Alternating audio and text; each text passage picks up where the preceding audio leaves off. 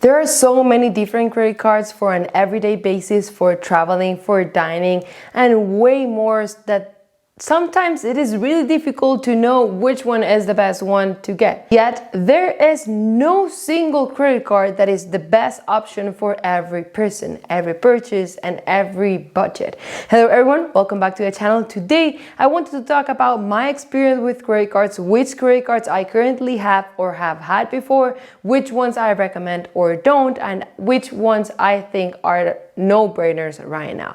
I could do a video about credit cards for specific categories. If you would like me, just let me know in the comment section below, such as best credit cards for traveling or for beginners and so on. If you're new to my channel, welcome. Please consider subscribing and smashing that like button since it really helps the channel out. I have to say that I first moved to the US when I was 18 years old in 2014, opened my first bank account in the US in Bank of America, and used my debit card for everything until 2015, which is when I decided to get my first credit card. At that moment, I didn't know much about credit scores and all that, as we don't use that much in my home country, and was able to get my first credit card without a social security number as a student.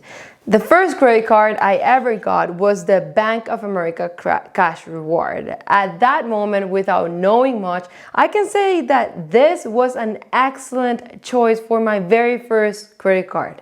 But today, December 2021, this card has a $200 sign-up bonus when you spend $1,000 in the first 3 months. So you would be getting 20% of your money back instantly within the first 3 months. It has excellent rewards for a beginner's card, which is a 3% cashback in the category of your choice, 2% cashback at grocery stores and wholesale clubs, and 1% cashback on all other purchases. I have to say that after I got more and more credit cards, I would only use this credit card for the category of my choice. So if I selected online shopping as my category of my choice for that 3% cashback, I would only use this card for online shopping, as I already had other better cards with better rewards for dining or grocery shopping and more. Now, something this card has is a foreign transaction fee, which means that every time I travel and use this card outside the US, I would get charged a 3% fee, which right now we all say, bah, it's only 3%, that's nothing. But believe me that it adds up when you are traveling. Because of that, 3 years later in 2018, I got my second credit card, which was the travel card called Citi Advantage Platinum. I have to say that, as you can see, I knew nothing about credit cards or credit scores at the moment. I got my first credit card, this one, without a social security number. Then I got my social security number in 2017 and waited until 2018 to get this second credit card, which I have to say it was not the best choice at the moment. At the moment, they were offering a nice sign-up bonus of 65,000 miles in American Airlines after spending $2,500 within the first 3 months. At that moment, it looked like a no-brainer for me, as I used to travel minimum twice a year with American Airlines to my home country, as it was the best airline to go to Venezuela from Miami.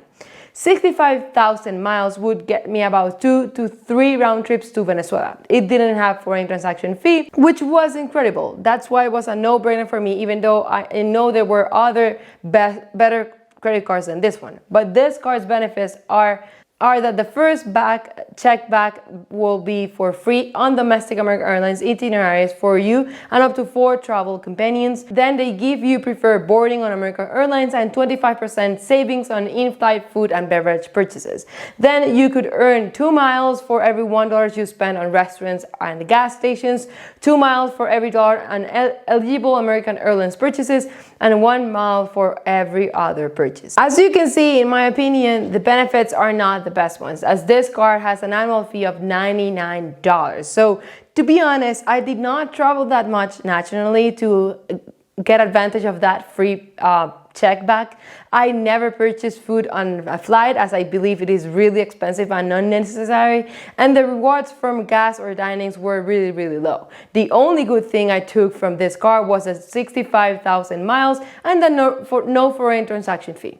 My third card is the Chase Freedom Unlimited card that I have right here. It has the numbers in front, that's why I'm grabbing it like this. I got this card back in 2019, a year after I got this city card, and I have to say that they gave me way more credit limit than any other, and that's what I was expecting. Many say that it is really hard to get a credit card from Chase as they have some tricks and rules, but if you do things right with your credit history, it is actually not that hard. This was a complete no-brainer for me. Many cards with good rewards and benefits charge you an annual fee, which is not like that with this card. The Chase Freedom Unlimited card currently has a $200 sign-up bonus after you spend $500 on purchases, which obviously is not that huge, but still is a nice sign-up bonus. The thing is that the benefits are very good. You'll earn 5% cash back on travel purchases throughout Chase, 3% on dining including takeout and drugstores, and 1.5%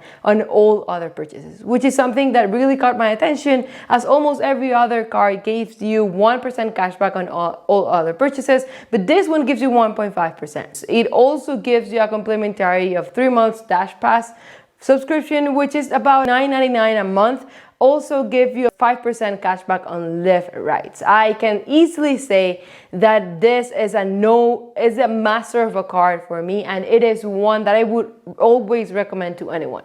Also covers your new purchases for 120 days against damage or theft, up to $500 per claim and $50,000 per account. So if you buy a new Apple Watch, for example, for $400 instead of paying $80 for Apple Care, you get coverage by paying the watch with this card. This is a benefit that many forget about, but it is very, very important one. Just like these other benefits like extended warranty, trip cancellation insurance, auto rental waiver, and more that could help you save a lot of money. The fourth card I got is a card that I know many don't like, but I believe it was a no-brainer for me as well, and this card is the Apple credit card. I could say that it is not much of a beginner card, but it is very, very good if you're trying to take your credit score to the next level. You can get unlimited daily cashback with this card, which is not like all of the other credit cards that they pay you at the end of the month. They pay you daily.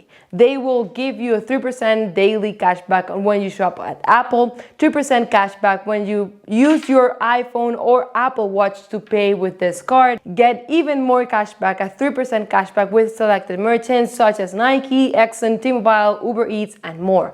Also, it has no foreign transaction fee, which is very impressive because normally cards with no foreign transaction fee gives you cashback, gives you rewards in points and not cashback. So this is really good for me as I like to travel, but sometimes I prefer the cashback than the points. Not anymore with the next card that I'm going to talk, but still. Something I know many liked is that it is, as far as I know, the only credit card with no annual fee that is a card made of titanium, which sounds incredible.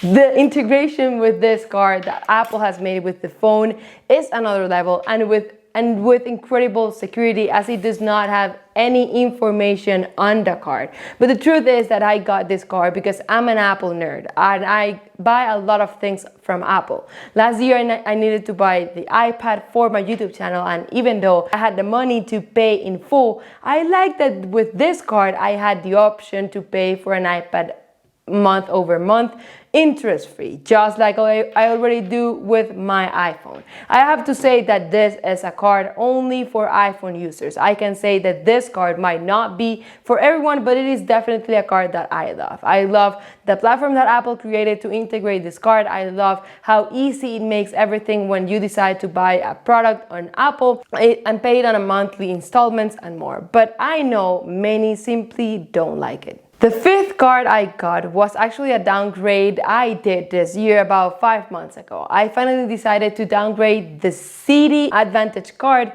to the Citi Double Cash, and I have to say that it is definitely something I should have done before. I was paying $99 an annual fee for benefits or rewards that I was not using anymore and were not that appealing and as other cards. Instead, the Citi Double Cash cash is incredible. I don't have the card with me right now. I don't know why. I don't know where it really is, but I showed it on a video last week or 2 weeks ago. This card gives you 2% cash back on every purchase, 1% when you buy and 1% when you pay. It does not have an annual fee. This is more of a beginner's credit card, but I have to say that the best decision I ever made was to downgrade the Advantage Platinum card to the CD Double Cash. Last but not least, my newest card is the Chase Sapphire Preferred.